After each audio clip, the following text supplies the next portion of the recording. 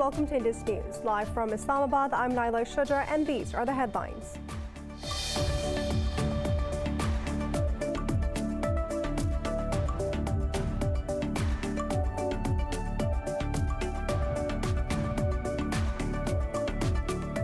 In Afghanistan, the government says the Taliban have blown up a military base in Bulletin district of the FARAH province. The provincial governor says 7 soldiers were killed when the Taliban destroyed the outpost by digging up a 400-meter tunnel.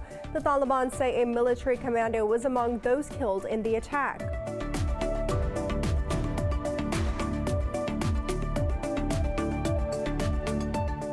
Has summoned Russia's ambassador to condemn Moscow's last week decision to bar 8 officials from entering the country. Moscow has said the decision was made in retaliation for sanctions imposed over the imprisonment of Kremlin critic Alexei Navalny.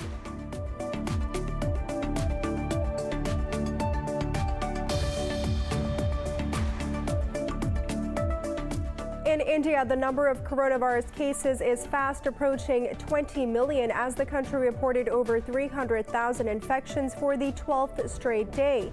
In Pakistan, the government says it will vaccinate 70 million people by the end of this year.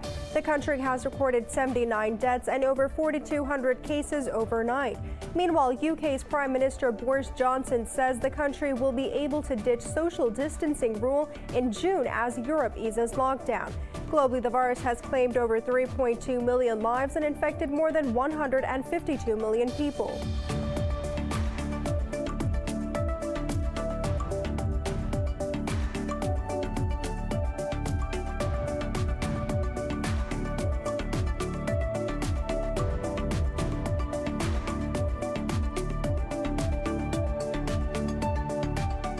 In Bangladesh, at least 26 people have died after a speedboat collided with a sand-laden bulk carrier and sank in the Padma River near Madripur district. Police officials say 5 people have been rescued while several others are still missing.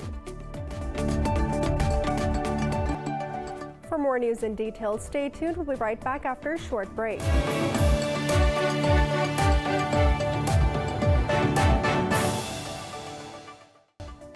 Welcome back. In Afghanistan, the government says the Taliban have blown up a military base in Bulletin district of the FARAH province. The provincial governor said 7 soldiers were killed when the Taliban destroyed the outpost by digging up a 400-meter tunnel. He said the Taliban attacked another security outpost in FARAH city, but the security forces repulsed the attack, killing 10 Taliban. The Taliban say a military commando was among those killed in the attack.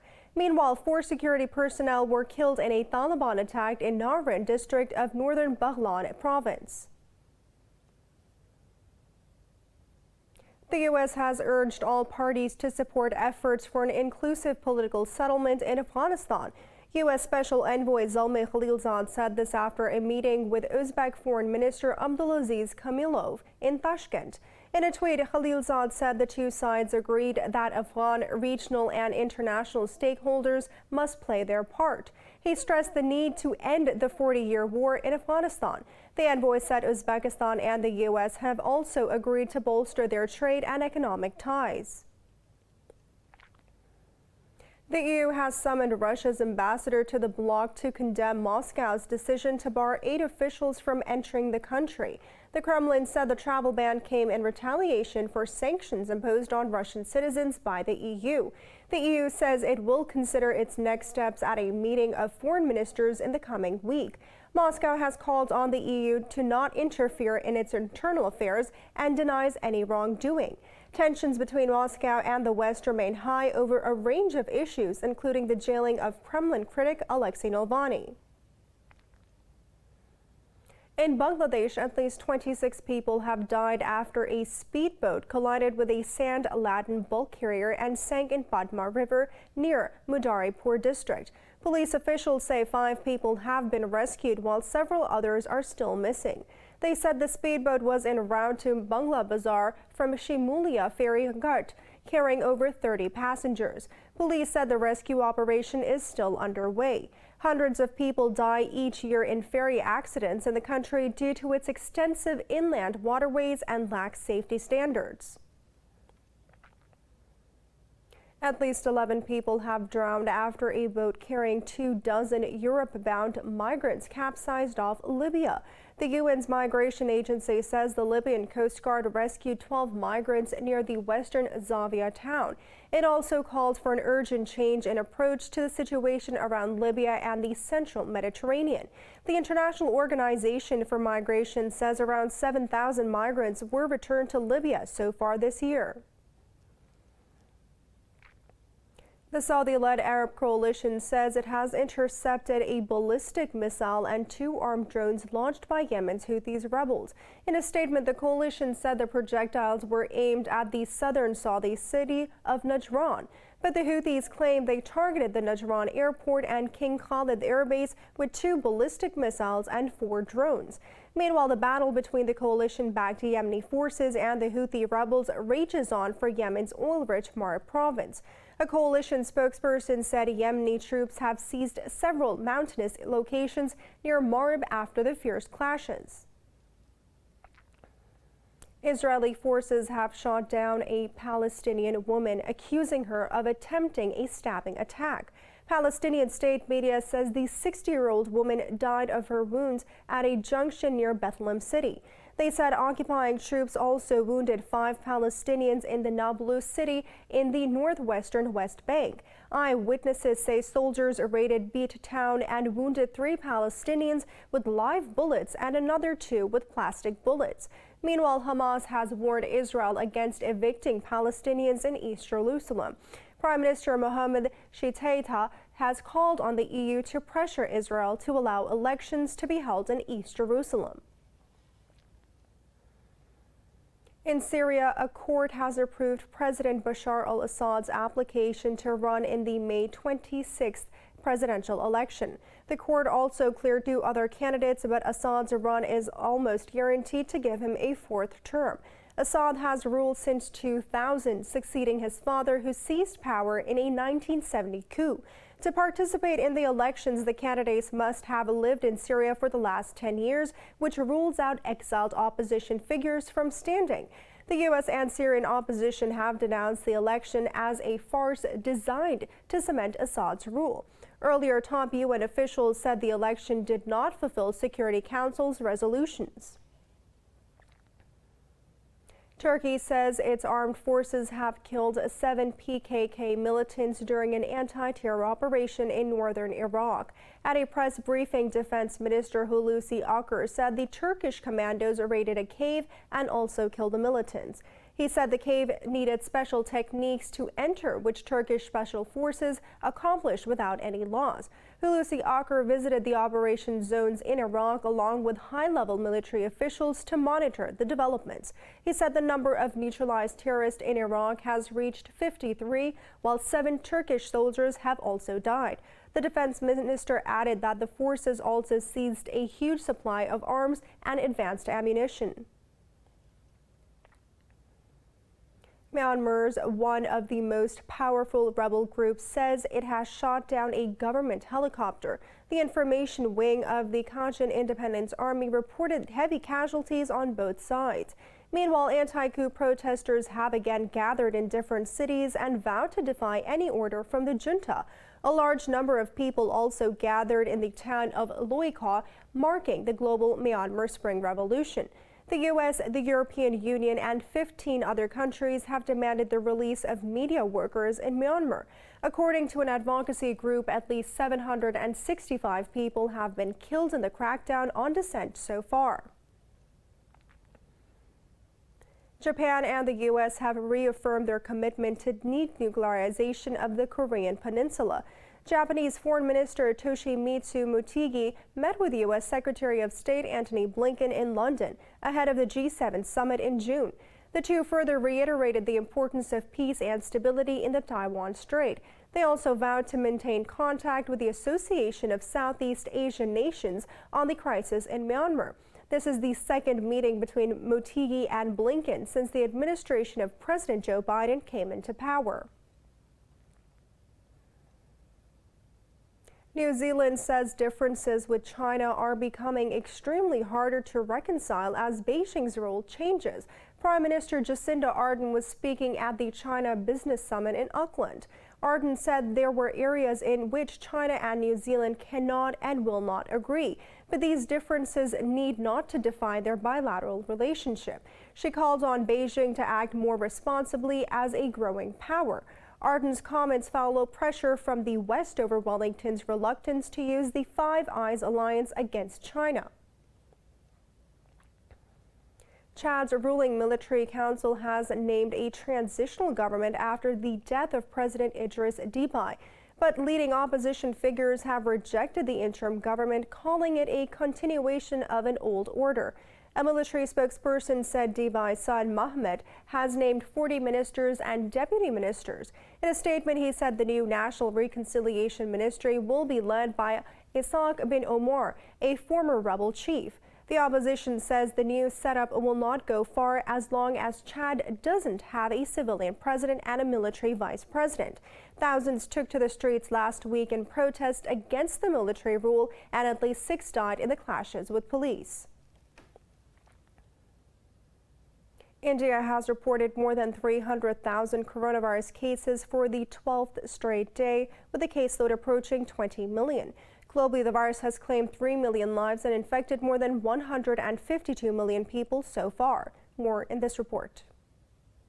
The end of the pandemic seems horrifyingly far as the world continues to report almost 1 million cases every day. The latest Gallup survey shows 1 in every 2 people worldwide saw their earnings drop due to the fallout. Activists are warning of India-like oxygen shortages in Bangladesh, Ethiopia, and other countries.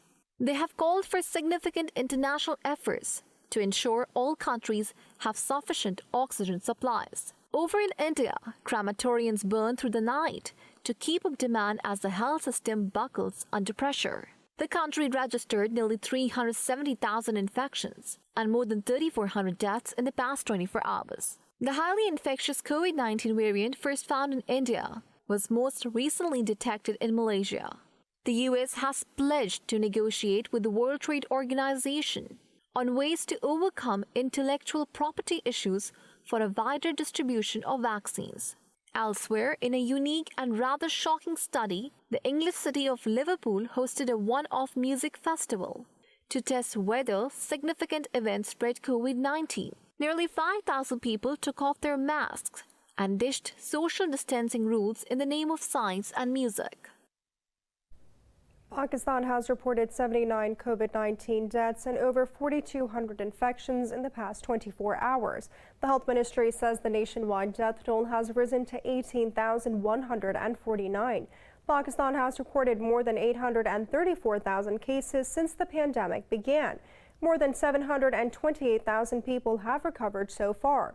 The number of active cases is approaching 88,000, while Special Assistant to the Prime Minister on Health, Dr. Faisal Sultan, said 70 million people will be vaccinated by the end of this year. It's now time for a short break. Stay with us.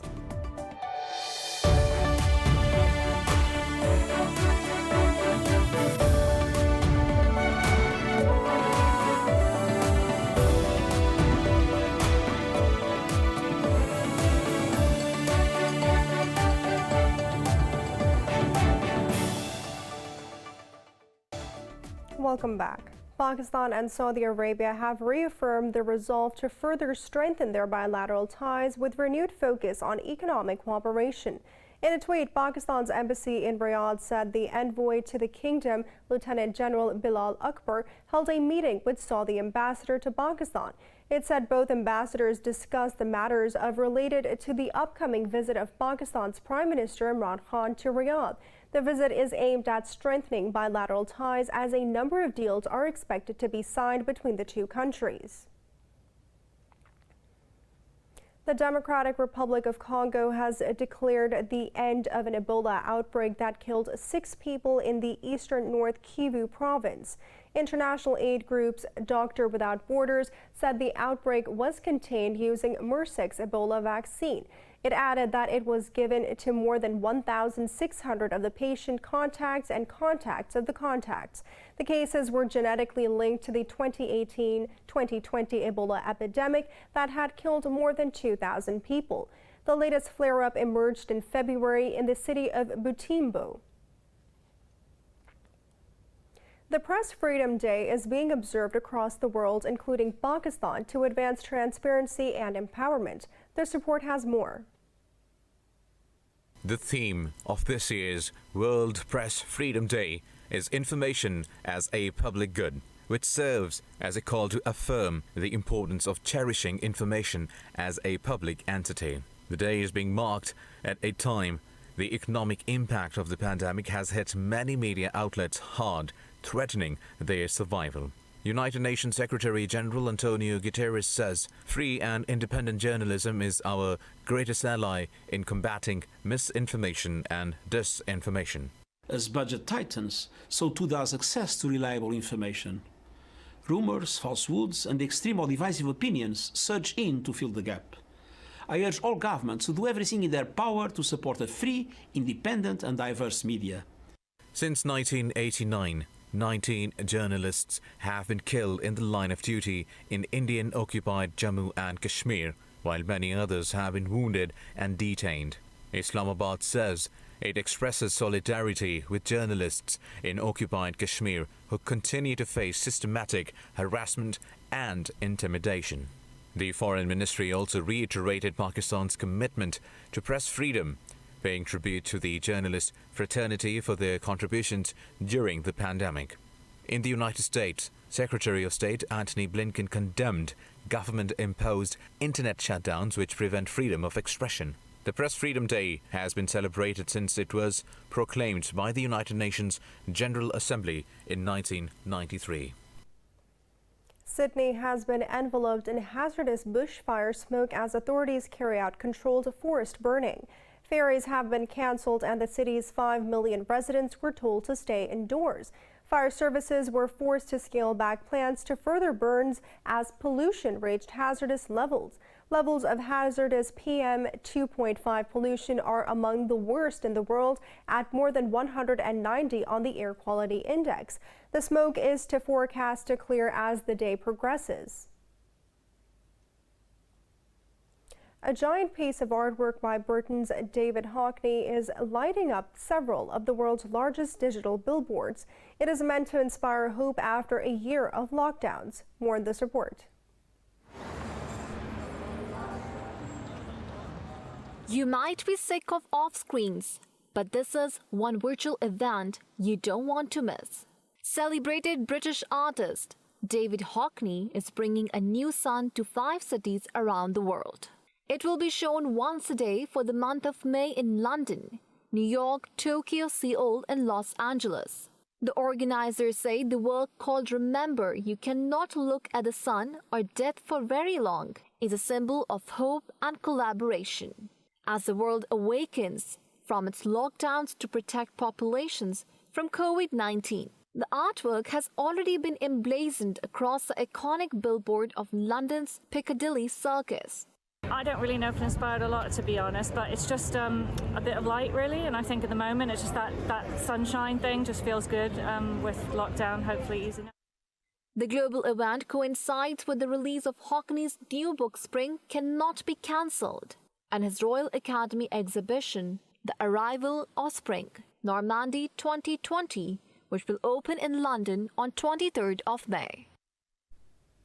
In Bangladesh's capital, Dhaka, volunteers have been providing free Ramadan meals to the poor amid the financially burdening COVID-19 lockdown. Details in this report. Dozens of people could be seen queuing by midday in Dhaka to pick up iftar, the meal that Muslims eat after sundown to break their fast during Ramadan. A charity in Bangladesh named Mehman Khana, or Food for Guests, is providing these free meals. I'm fasting. I pull my rickshaw under the sun, but I make very little earnings, and I'm too poor to buy iftar. So I have come here for free food and park my rickshaw by the road. The charity has been cooking up free meals since March last year. during the country's first coronavirus lockdown. According to the volunteers, they have managed to arrange food for around 1,000 people daily despite funding issues. Last year, when there was a lockdown, due to the spread of the coronavirus, we started this program. We have our funding from our family, who pay a portion of their annual earnings to the poor and from their savings. We try to run this program for the whole year, and for those who were doing daily labor, rickshaw drivers and the poor living on the streets who have no earnings. Bangladesh's current lockdown, which was triggered by rising cases, started on April 5th and was recently extended to May 5th. In Spain, fans cheered as the Matadors returned to the Madrid bullring for the first time since the beginning of the pandemic. Details in this report. Carrying red and yellow flowers to show bullfighting as a symbol of Spanish culture, the fans watched Matadors taking on 7 bulls at Madrid's Las Ventas bullring. The charity contest was organized to raise money for jobless bullfighters and other workers in the sector.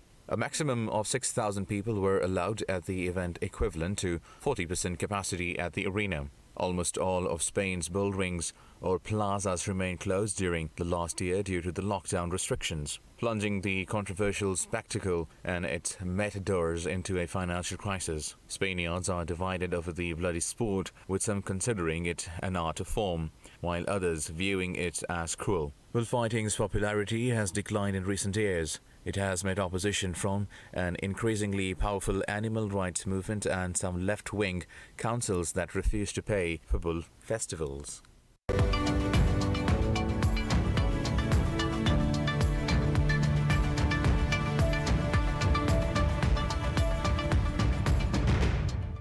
European stocks have edged up on the first trading day of May, with the UK closed for the public holiday.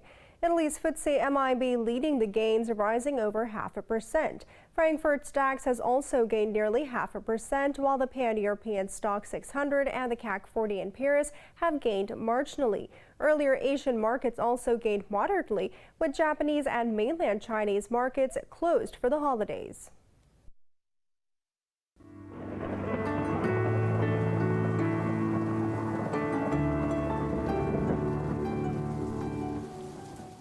It's now time to take a look at the weather around the world.